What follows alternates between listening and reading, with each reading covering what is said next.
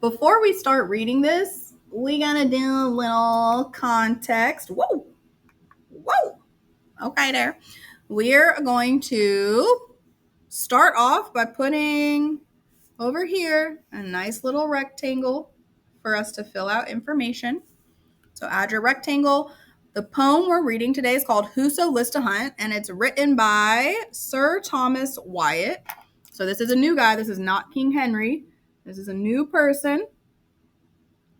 Okay, and look, it says it was written between 1530 and 1535. We know that 1533 is when Henry marries Anne. So somewhere in between the time frame of Henry and Anne being together. Anne Boleyn. Okay? Boom, boom, boom. I am going to read something to you, and then we are going to add information to this box over here. So, listen. Escúchame, por favor. Anne Boleyn, the Queen of England, was executed on May 19, 1536. Add that. Anne was executed in May of 1536. 3 years after this. Her husband, King Henry VIII, claimed she had been unfaithful with at least 5 different men. In reality, her crime was that she had failed to produce a male heir, and the king had already moved his attention to one of her ladies in waiting, Jane Seymour. Jane Seymour is his next wife. So we're going to put right here, some say she's guilty, Anne, and some say Henry just wanted to get rid of her and lied. Okay? So there's the 2 options. Amongst those arrested on charges of adultery with the king was Sir Thomas Wyatt. So the author of this poem, his name is Sir Thomas Wyatt. We're going to call him Wyatt. He was arrested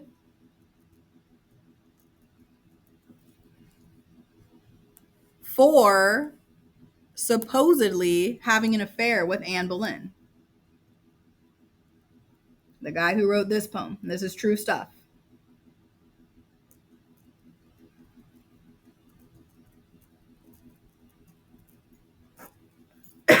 He worked in the castle, so he knows Henry and would have had access to Anne. Works for Henry. He's on his team of advisors. Okay? So this is drama. Big drama. He does not get executed, but this poem leads to Anne's death. He does not get killed, but he is in prison in the Tower of London, in jail, and gets a window facing Anne's execution. They set it up to make sure he could see her head get cut off. So here's the tower. He's up here in his little jail tower, and she is down here getting her head cut off in the guillotine. He gets to watch. That was part of his punishment, but then he gets to get let go free.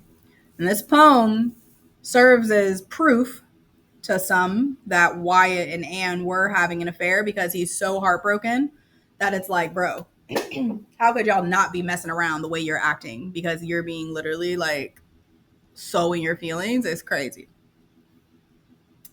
Before we start reading this, we have to look at this poem. You guys in our standards need to be able to identify rhyme scheme and types of poems. 14-line poems are called what? 14 lines. 14-line poem is a sonnet. Okay, so this poem is a sonnet. If I ask, what type of poem is this? You would say, it's a sonnet. Okay. And for the rhyme scheme, this is something when we read this next stuff, you guys are going to find the rhyme schemes of. For rhyme scheme, we got to look at the last word of every single line. And based on if something rhymes, we give it a certain letter. So if we look at hind, the letter starts with an alphabet. The letter starts with an alphabet. What? The alphabet starts with an A. So it gets an A. Does hind rhyme with more? No. So more gets a new letter. B. Does soar rhyme with more? Yes. So it gets a B. Does behind rhyme with soar? No. Does behind rhyme with more? No. Does behind rhyme with hind? Yes. So it gets an A. Mind, behind, rhyme. So it gets a A. Afore, mind. Afore, behind. Afore, soar. Ooh, rhyme. So it gets a B. Afore, therefore. Rhymes. B. Wind, mind. A. Doubt, wind. Nope. Doubt, therefore. Nope. Doubt, afore. Nope. Doubt, mind. Nope. New letter. A, B, C is our next one. Vain, wind, vain, doubt, vain, therefore. Do any of these rhyme? Vain, afore? No. So it gets a D. Pain, vain, D. About, plain, no. About, doubt, yes. C. Aim, tame. Sounds close to plain, but plain ends with a N. Plain, tame. Those don't rhyme, so this gets a E. Aim, tame, E. So when we go to write out these rhyme schemes, we're going to put them in quatrains and couplets. So quatrains is 4 lines. So A, B, B, A, 4. 1, 2, 3, 4. 1, 2, 3, 4. 1, 2, E, E. Okay? So when we go to write this out, we're just mashing together letters. So the first 4 lines together equals a quatrain, like quattro. 2 lines is a couplet, like a couple. Okay? And we're writing out the rhyme scheme in quatrains and couplets. So A, B, B, A is our first 4 lines. So we're going to write A, B, B, A. And then A, B, B, A is our next 4. So we're going to write out A, B, B, A. C, D, D, C. C, D, D, C. E, E. At the very end is a couplet. E, E. And it's over. This would be our rhyme scheme for the sonnet that we're reading. Okay? So now we're finally going to actually read the poem. Okay? This poem is full of symbols. Come down here. Symbol is something that represents something else. Something that represents something else.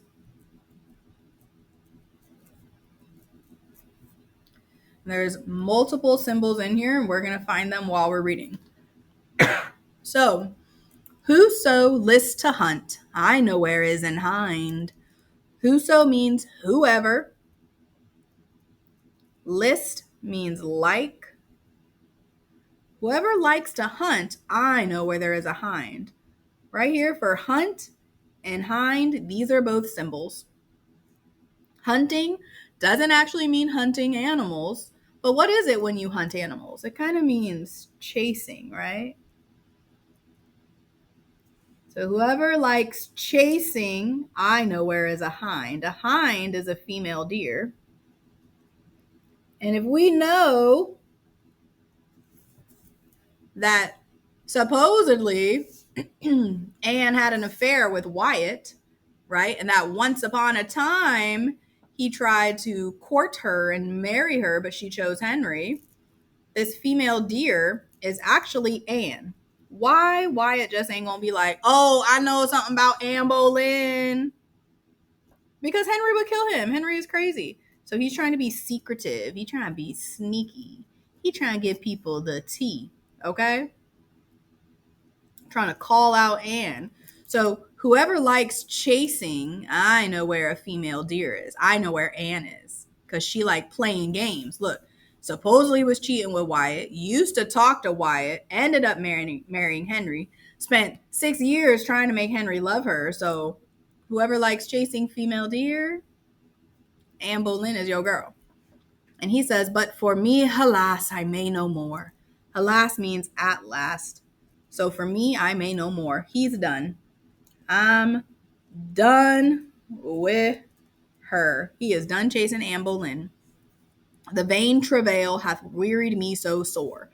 What does sore mean? That means it hurts. This man's heart is broke. He is tired. He is sore. He is sad. I am of them that farthest cometh behind, them of the boys. He is in last place for Anne's heart. Like, duh, she's married. She don't really want him. And he knows this. He knows she like playing games. And he says, yet may I by no means my wearied mind draw away from the deer. The deer is Anne. Circle this. The deer is a symbol for Anne. So no way can my mind draw from Anne. I can't stop thinking about her.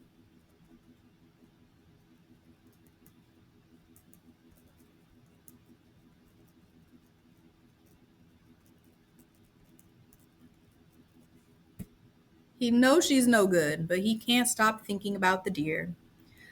But as she fleeth afore, fainting I follow. So he's like, oh, there she is. Every time I see her, I just fall in love. It makes me think of that song to be like, there she goes. This man just go dumb hard-eyed for her every time. Oh, these are the ugliest hard eyes, but you know what it is. Okay? So he sees her and just, goes goo goo gaga, drooling for her all over again. And then he says, I leave off therefore, sittins in a net I seek to hold the wind. I leave off therefore. I quit because it's like trying to catch wind with a net. If you got a net, like a SpongeBob jellyfish net, can you catch the wind? No, you can't. So this is a symbol for catching Anne. We gotta make some room.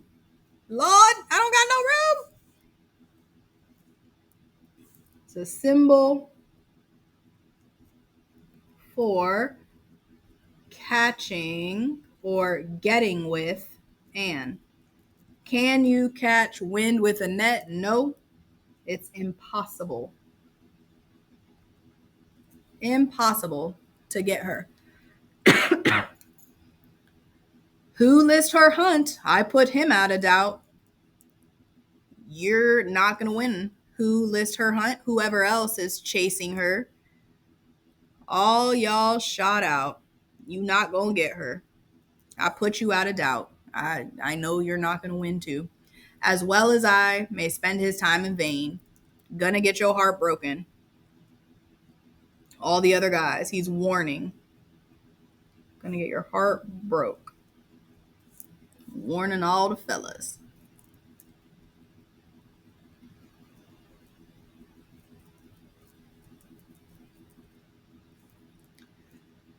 And graven with diamonds and letters plain. Diamonds right here is a symbol for the crown.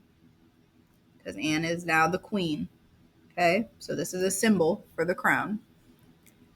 And in diamonds with letters plain, there is written her fair neck roundabout. Fair neck roundabout. Saying she has a necklace. She has the crown. The necklace and the crown symbolizes that she is the queen, right? It's a symbol. The crown and the necklace are symbols of Anne being the queen. So it's plain to see with the crown, with the jewelry, with the necklace, that she is the queen. She is untouchable. But there it is written around her neck, around her necklace, Noli me tangere, for Caesar's I am. Noli me tangere. This is Latin, and it means touch me not. So in plain letters around her necklace, around her crown, these symbols scream, touch me not, do not touch me. For Caesar's I am. Caesar is a king who would put collars, put a little arrow, he would put collars on his animals so people knew they were his. Touch his animals, you die. That was Caesar's obsession. And he would put special collars on him. What do collars look like? Collars. He just says over here, she's wearing something around her neck and it's written in letters plain. So he's using collars as a symbol for her jewelry, for her necklace, for her crown, right? And these pieces that she wears are symbols saying that Caesar is actually Henry. So touch me not, for Henry's I am. The crown shows it. The necklace shows it. And if you touch her, if you touch Anne, if you mess with Anne, just like Caesar would kill his animals, if you touch Anne, Henry will kill you. So touch me not, for Henry's I am, and wild to hold, though I seem tame. And he is saying that Anne is wild. She's crazy. She's sneaky. And though she seems tame, even though she looks innocent. And that's how it ends. You're going to be using this for your next summative project. So I hope you got good notes and you understand this. But this is crazy. This is messy. Wyatt wrote this poem about Anne Boleyn saying if you touch her, you're going to die. She's crazy. She's sneaky. She looks innocent, but she's not. Everybody wants her, but guess what? Y'all not going to get her because Henry is obsessed with her. But that he still loves her. He can't stop thinking about her. So it only makes sense when this poem gets in Henry's hands that Anne ends up getting thrown in jail. That Wyatt ends up getting thrown in jail and accused of having an affair with Anne. And then ultimately, Anne gets beheaded after this poem is released to the public. So that's crazy. That's crazy.